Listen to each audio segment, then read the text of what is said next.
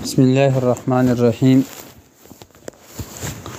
فصل الكلمة لفظ وضع لمعنى مفردا ومفرد. دویم فصل مصنف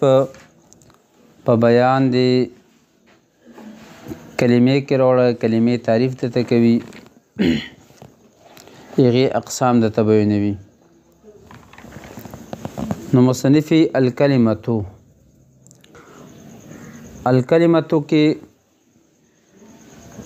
درې قسمه بحث مو کوو. یو بحث د ال نه کوو یعنی الف لام نه،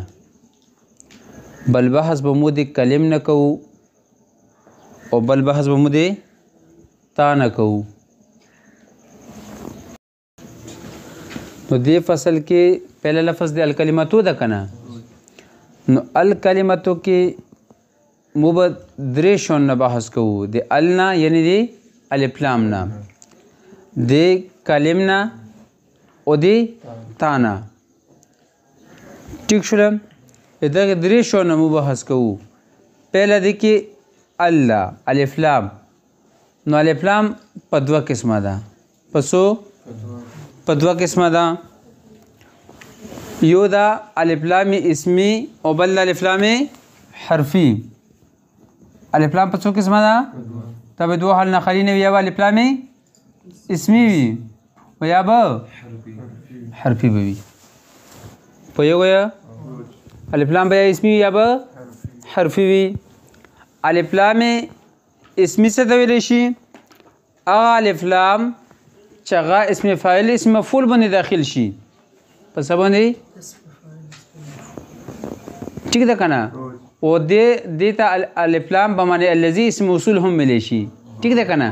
نو اسم موصول اسم وي که نه؟ نو دغې وجې نه ته څه ویلی شي؟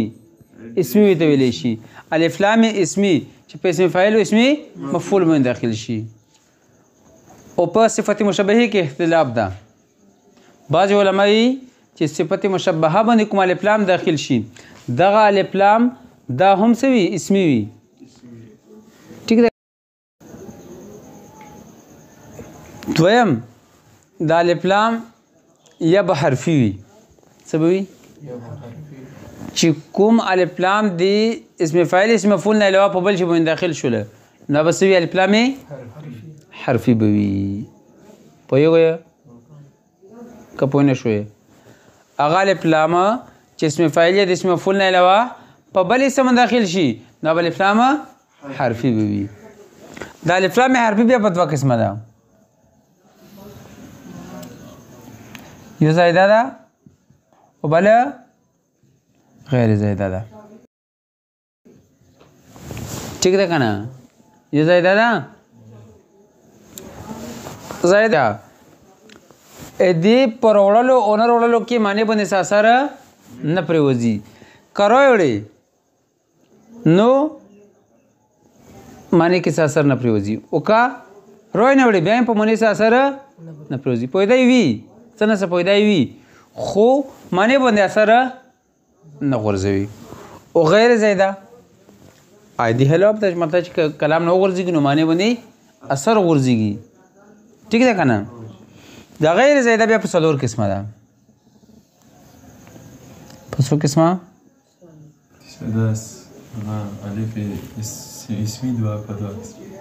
حرفي په دوه قسمه ده. اسمي نه مخبه اسمي خو هغه دی چې اسم فعل اسم مفعول باندې داخل شي. ټیک شوله که نه؟ بیا حرفي هغه ده حرفي زایده ده یا غیر زایده ده. مطلب حرفي هغه ده چې اسمي نه وي که نه، یعنې اسم فعل اسم مفعول باندې داخله نه وي. بیا حرفي ما ته وایي چې په څو قسمه ده؟ په دوه. کومه؟ زایده او غیر زایده. زایده څه ته ویلی شي؟ چې کلمې کې که ولګي او که ونه لګي نو معنی باندې څه اثر نه غورځېږي. مطلب چې کلام نه وغورځېږي نو په معنی باندې څه اثر نه غورځېږي. او غیر زایده څه ته ویلی شي؟ معنی باندې اثر غورځېږي. ټیک شوله؟ یعنې زایده نه ده که نه؟ ټیک شوله؟ نو دا بیا په څلور قسمه ده. په څو قسمه ده؟ یا خو وجاهت سره به یې دې څه وي؟ وجاهت سره دا ده چې دا بیا په ماهیت دلالت کوي. په څه؟ ماهیت په جنس به دلالت کوي یا ماهیت باندې به دلالت کوي ٹھیک ده که نه دې نه به څه مراد وي یا به ترې ماهیت مراد وي ټیک شوله که نه نو دې ته الف لام جنسي ویلی شي څه ورته ویلی شي الف لام جنسي ورته ویلی شي لکه الرجل په څلور قسمه ده خو وجهه سره بیانوو که نه پهلا به دا یا په ماهیت دلالت کوي یا په افرادو دلالت کوي په چا باندې افرادو باندې که چیرې ماهیت باندې دلالت کوي نو دا الف لام جنسي ده څه شی ده لکه الرجل خیر من المرأة جنس رجل بهتر ده د جنس ښځې نه افراد نه ښیي ښه ویلې ځکه چې بعضې افراد د ښځو دا بهتر دي د افرادو د سړو نه لکه عایشه رضی الله عنها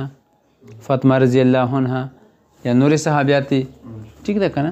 ډېرو سړو نه څه دي بلکې د غیر صحابهو ټولو نه بهتر دي ټیک ده که نه پوه شي که پوه نه شوې نو بعضې افراد نه ښیي دې ځای کې څه ښیي جنس ښیي ځکه چې بعضې زنانه بهترې دي د سړوی نه پوه شوې که افرادو باندې دلالت کوي دا بیا دوه خل نه خلي کل افراد به مراد وي یا به بعض وي که کل وي نو دا استغراقي شو الف لام استغراقي څه شی شوله استغراقي شو او که بعض مراد وي نو الف لام دا به دوه حل نه خالي نه وي استغراقي مثال به څه شي ان الانسان لفي خسر ان الانسان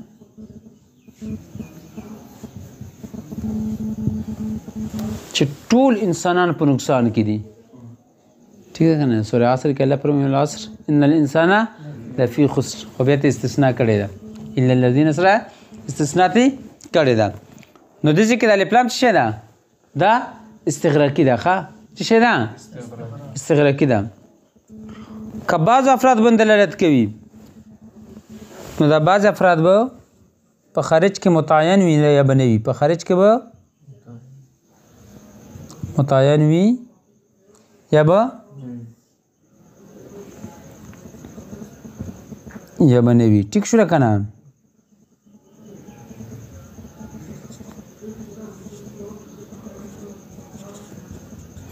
ٹھیک شوله په خارج کې به متعین وي یا به نه وي که خارج کې متعین وي نو دې ته ویلی شي عهد خارجي څه شی ته ویلی شي عهد لکه فعصى فرعون الرسول فعصى فرعون الرسول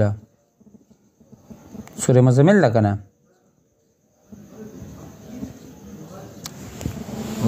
سورة مزمل ده فعصى فرعون الرسول ځکه چې دله مخکې بیان ده ان ارسلنا الى فرعون رسولا نو فرعون ته څوک لوړ رسول څوک و موسی علیه السلام وکنه نو دې رسول نه مراد څوک ده موسی علیه السلام ته نو خارج کې موجود ده کنه ٹھیک ده نو چې خارج کې متعین وي موجود نه متعین وي نو بیا به اخدي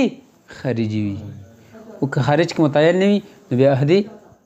ذهني شو لك فاكله الذئب اني سمي الله فاخاف ان ياكله الذئب فاخاف ان ياكله الذئب فاخاف كون ذا كده ده ان ياكله الذئب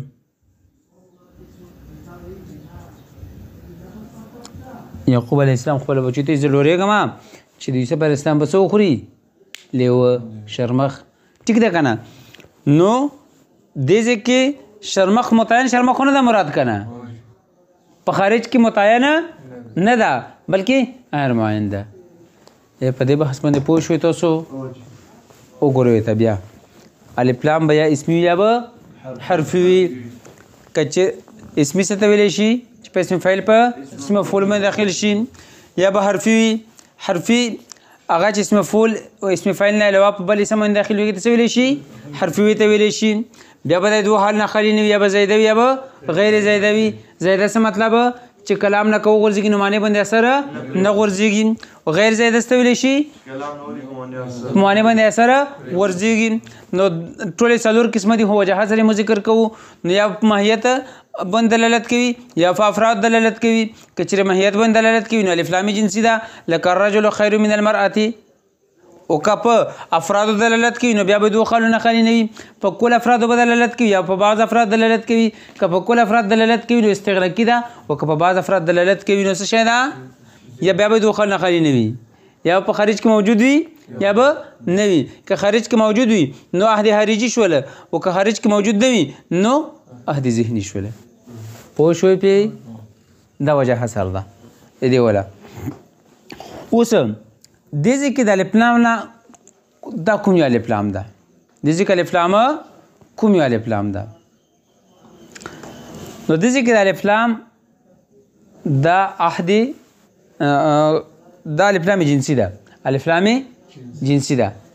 نه استغراقي کېدلی شي نه عهد خارجي کېدلی شي نه عهد ذهني کېدلی شي کوم الف لام ده جنسي ده الف لام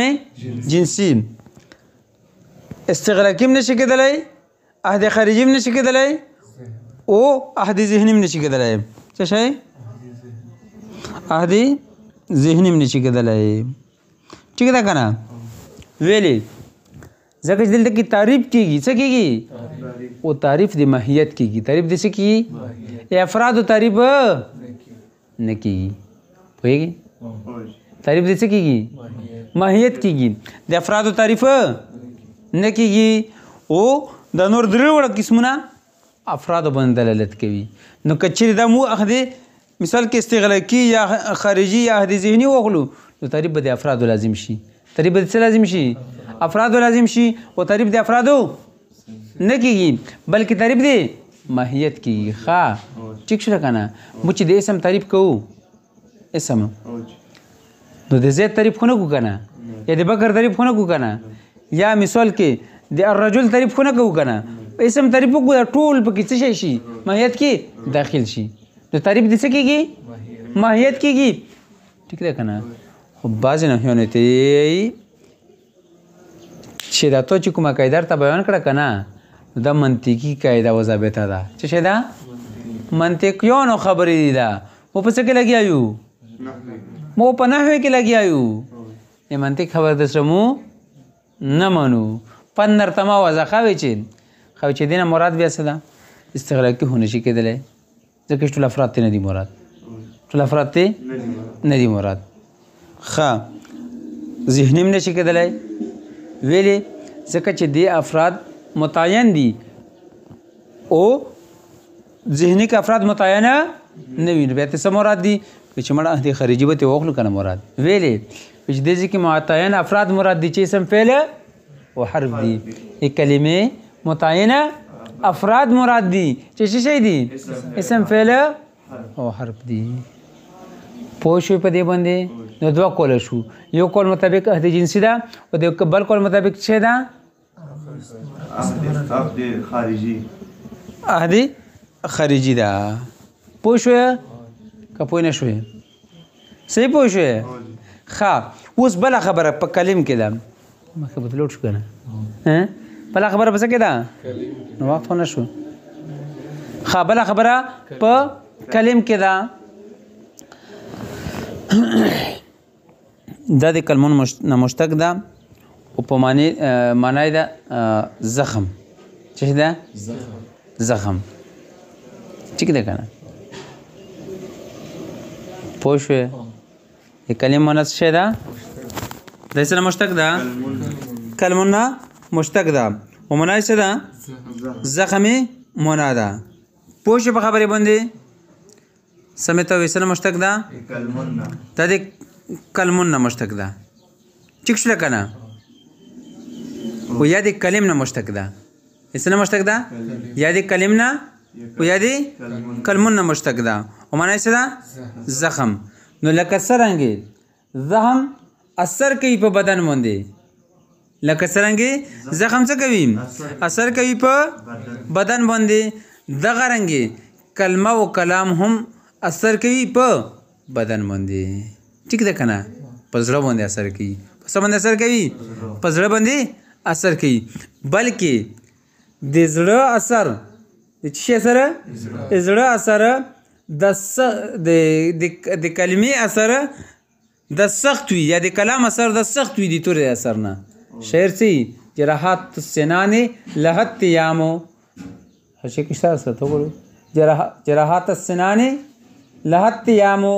ولا یلتامو ما جرح اللسان ٹھیک ده کنه جراحات السنان which زخم د تورې لهت یامو د وجود شي دې ته جوړېدل دي ٹھیک ده کنه پوه شئ ولا یلتام ما جرح اللسان او نه جوړېږي هغه زخم چې کوم په ژبې باندې ولګي خلک یې کنه چې مړ کړی به خو دا خبره به ورته نه وای کړې یې کنه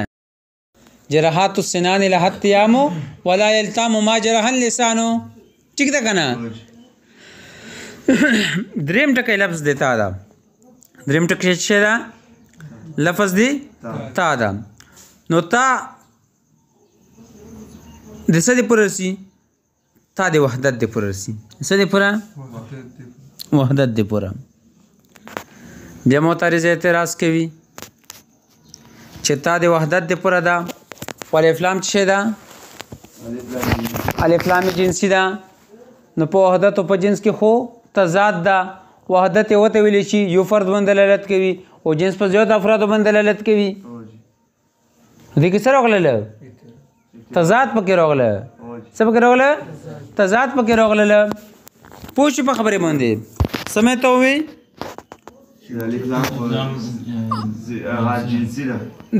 د ذکر الف لام جنسي شول او تا د وحدت د پوره ده وحدت او جنس کې څه ده تضاد ده ٹھیک شو کنه پوښي څه ده پکې تضاد ده پکې نو موږ ته یایو چې اصل کې د جنس درې قسم دي وحدت درې قسم دي ٹھیک ده کنه یو وحدت شخصي ده چې په یو فرد دلالت کوي پس دلالت کوي په یو فرد دلالت کوي یو وحدت جنسي ده یو وحدت نوعي ده وحدت نوعي